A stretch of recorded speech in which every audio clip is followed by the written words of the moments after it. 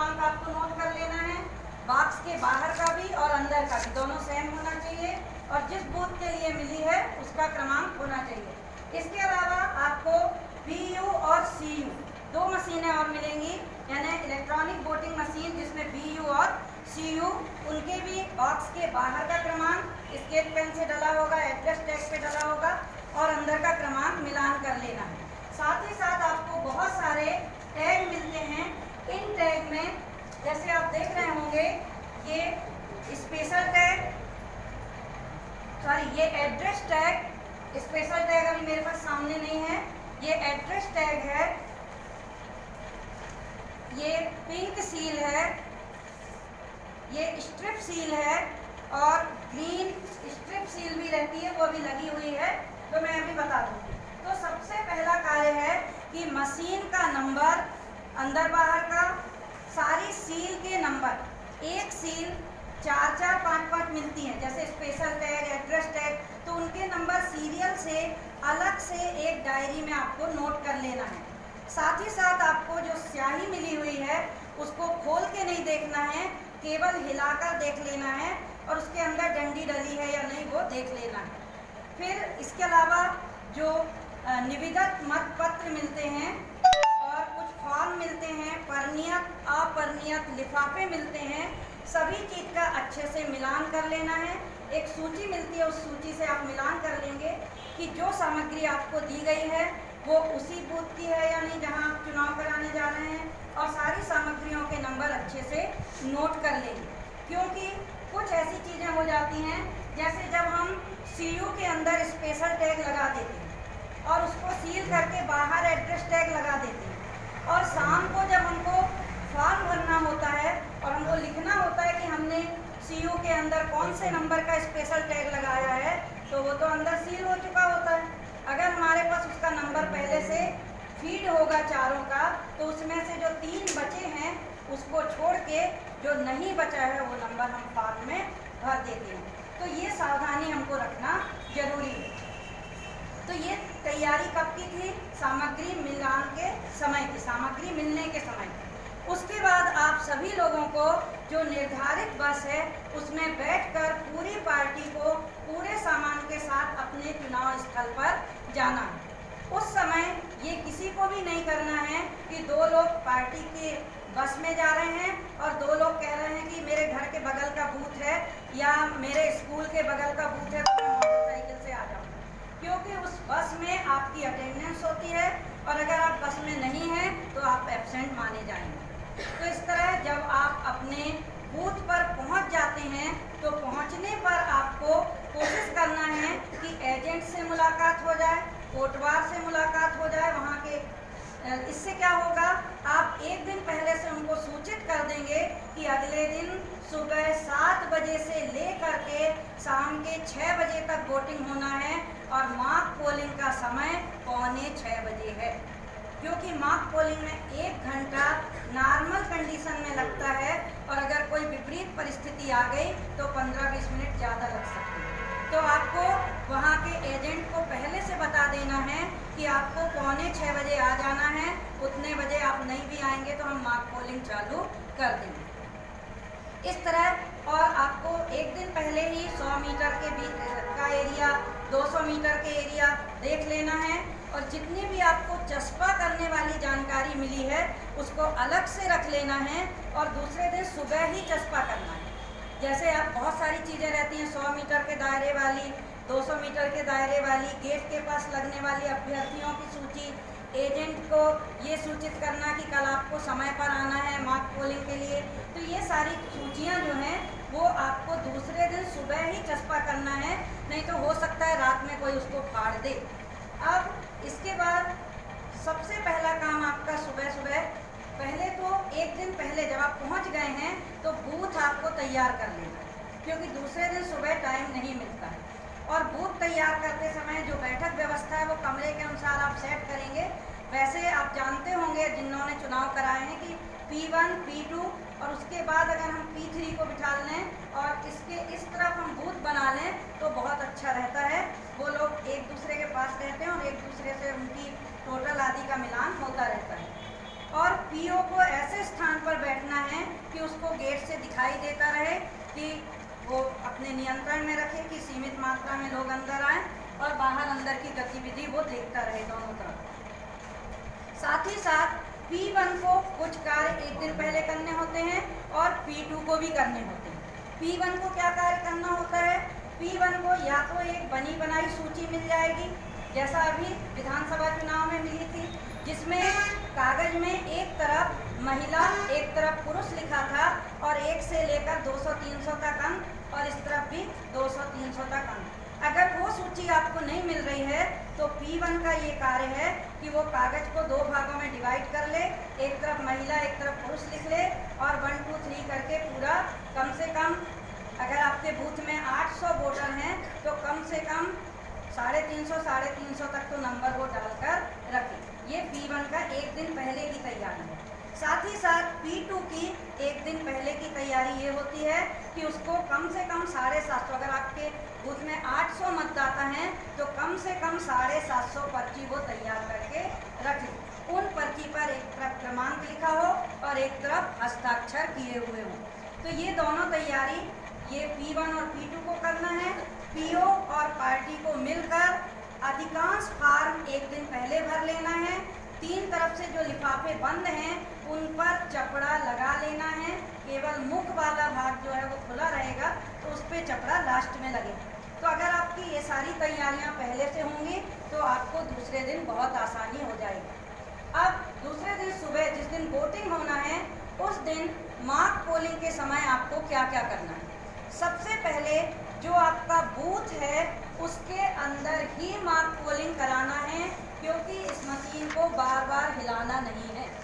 ये जो वीवीपैट है इसको आपको बार बार नहीं हिलाना है और ये अभी वर्किंग मोड में, इसका पीछे एक जो बटन है इसको आपको इस तरह से हॉरिजॉन्टल करना है और तभी इस मशीन को हिलाना है। तो आपने मॉक पोलिंग के समय जब आप बूथ तैयार करेंगे अपना तो उसमें इस तरह से ये वीवीपैट मशीन रख लेंगे। इसके इस तरह आप BU यानी कि बैलेट यूनिट को रखेंगे और अभी कनेक्शन करना बताया जाएगा। तो जब आप इसको कनेक्शन कर लेंगे, वैसे बिल्कुल सारांश में बता दे रही हूँ, केवल 2 के पास ये वायर होते हैं। एक वीवीपैट के पास ये वायर है, ये इसके पास है वीवीपैट के, और दूसरा BU के पास। CU के पास इस तरह का कोई वायर नहीं है। ये आप देख रहे हैं ये CU है और CU के पास इस तरह का कोई भी वायर नहीं है और वायर केवल वीवीपैट के पास है और BU के पास है। तो ये जो BU मशीन है इसके तार को, BU मशीन के तार को वीवीपैट से कनेक्ट करना होता है और वीवीपैट के तार को CU से कनेक्ट करना होता है। अगर किसी को नोट करना है तो वो नोट कर लेंगे।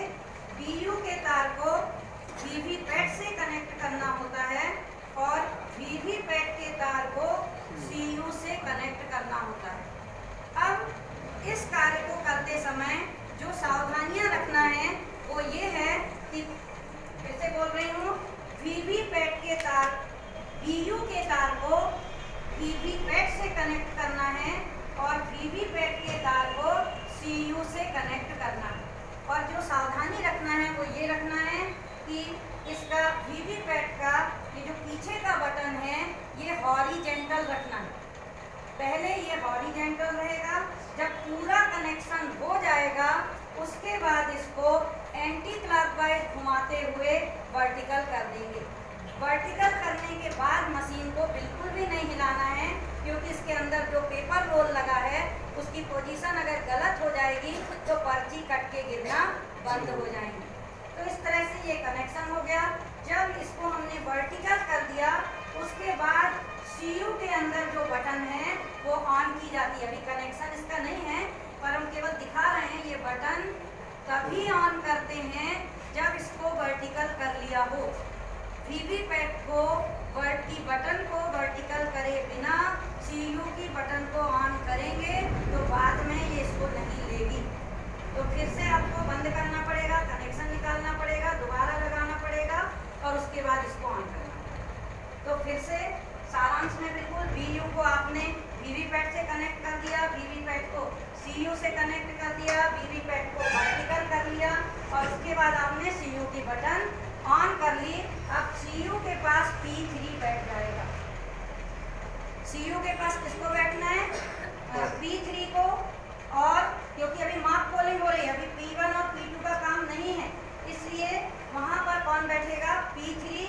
और बूथ में एजेंट और स्वयं PO या फिर P1 P2 कोई, उनकी उपस्थिति में मार्क पोलिंग होगी। जो मार्क पोलिंग कराई जाती है तो उसमें भी कुछ सावधानियां रखना है।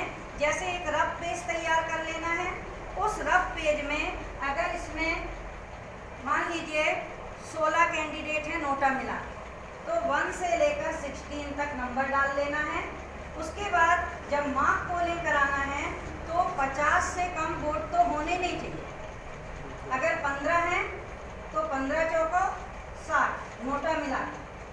अगर 14 हैं तो 14 चौको आप गुना करेंगे, यानी मतलब आपको 50 से कम वोटिंग आपको कराना ही नहीं है, 50 से ज़्यादा हो सकती है। मार्क पोलिंग कराते समय आप पहले रफ में ये निश्चित कर लें कि हमको हर कैंडिडेट को 4-4 वोट डलवाना है। तो आप चाहें तो ऐसा भी कर सकते हैं कि जो यहाँ पे खड़ा है वो देखता रहे कि पहले को 4 डाल दिए कि नहीं, फिर दूसरे को, फिर तीसरे को, इस तरह से भी करा सकते हैं।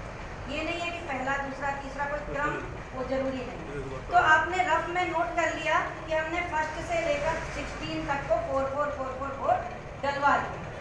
अब जब आपकी मार्क पोलिंग पूरी हो जाएगी तो मार्क पोलिंग पूरी करने का उद्देश्य बहुत सारे हैं।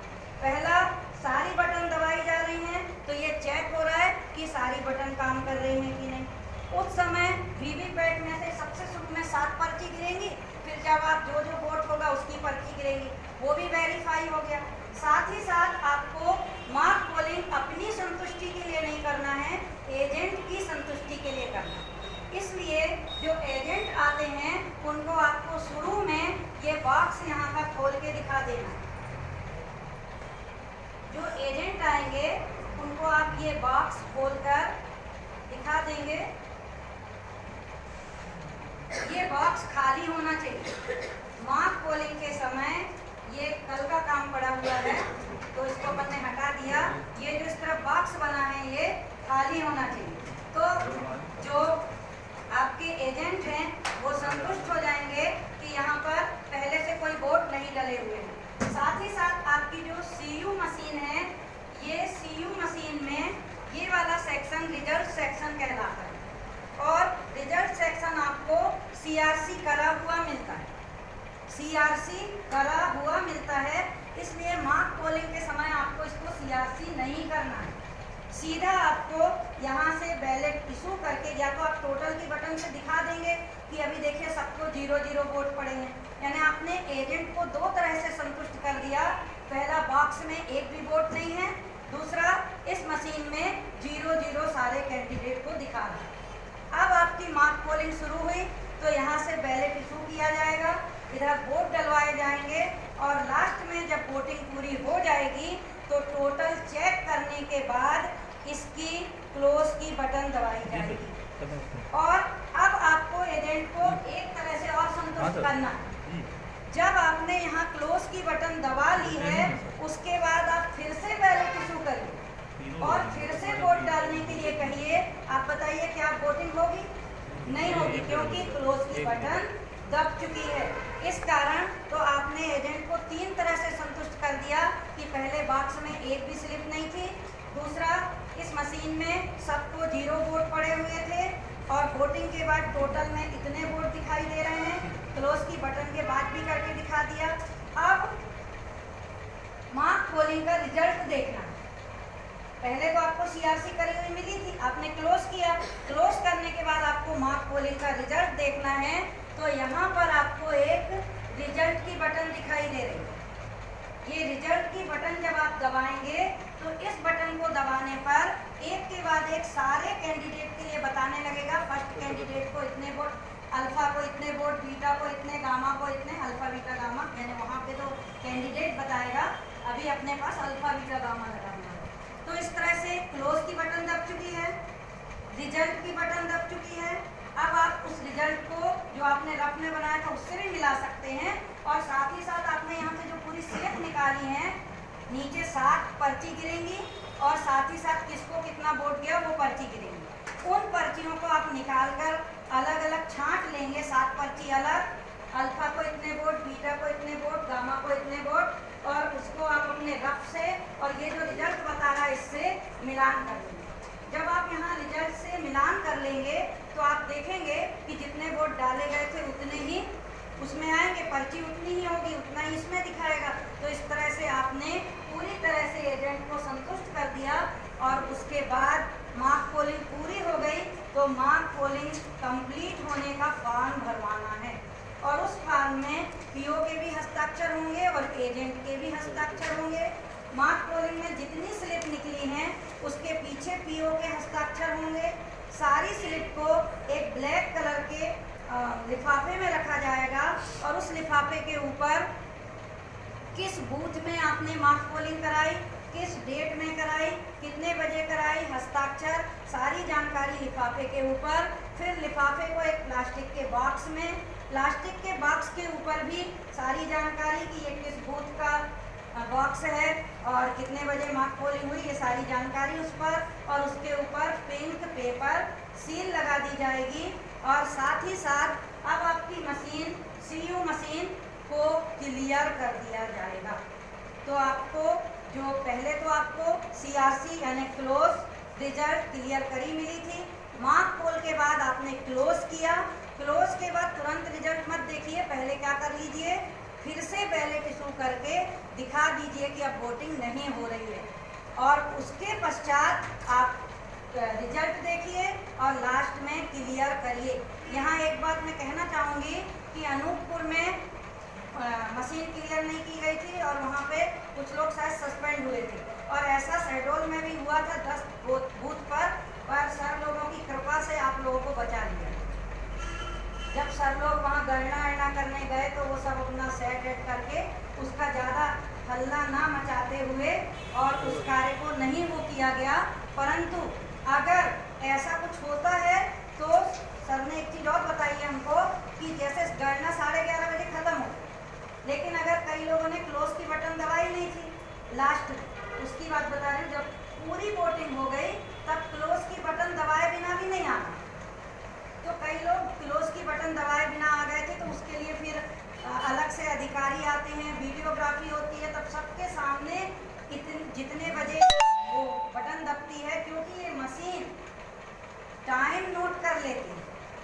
जैसे आपने वोटिंग करा रहे हैं, आपकी वोटिंग ख़त्म हुई और वोटिंग मतलब 5 बजे या 6 बजे ख़त्म हुई, 6 बजे बूथ में अगर 18 लोगों की लाइन लगी तो आपने पीछे से पर्ची इशू कर दी, आप अधिकतम 6:30 पौने 7 बजे तक वोटिंग करा, तो 7 बजे तक आपकी वोटिंग हुई तो उसके बाद क्लोज की बटन दबना चाहिए, तो वो टाइम बताएगी। लेकिन अगर आप भूल गए हैं तो ऐसी स्थिति में यहाँ पर जब मशीनें रखी होती हैं, जब गणना होती है, तब अलग से अधिकारी आते हैं और वीडियोग्राफी में और कई लोगों की मौजूदगी में उसकी बटन को क्लोज करना पड़ता है।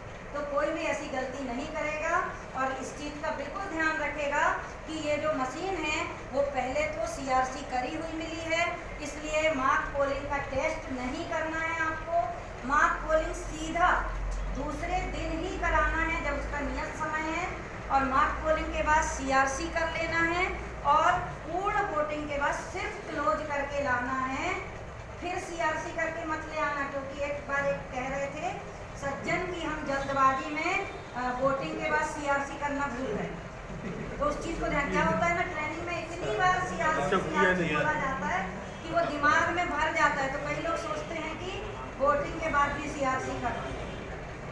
तो इस तरह ये मार्क पोलिंग पूरा हो गया। अब वोटिंग होना है। वोटिंग के समय आपको P1 का कार्य मैं बता दूं। P1 का कार्य आप सभी लोगों को मालूम भी होगा, जो लोगों को नहीं मालूम है तो ध्यान देंगे। P1 का कार्य होता है सबसे पहले वोटर स्लिप लेना। इस बार एक चेंज हुआ है, वो पहले बता दूं। इस बार सिर्फ वोटर स्लिप से वोट नहीं डलवाना, वोटर स्लिप के अलावा कोई भी पहचान पत्र वो लेकर आएगा तो वो भी अनिवार्य है। तो पहले P1 का कार्य है वोटर स्लिप को देखना और उस व्यक्ति का क्रमांक देख के अपनी निर्वाचक नामावली की चिन्हित प्रति निर्वाचक नामावली की चिन्हित प्रति का प्रभारी होता है और उसको उस चिन्हित प्रति में उस सरल क्रमांक को देखना है।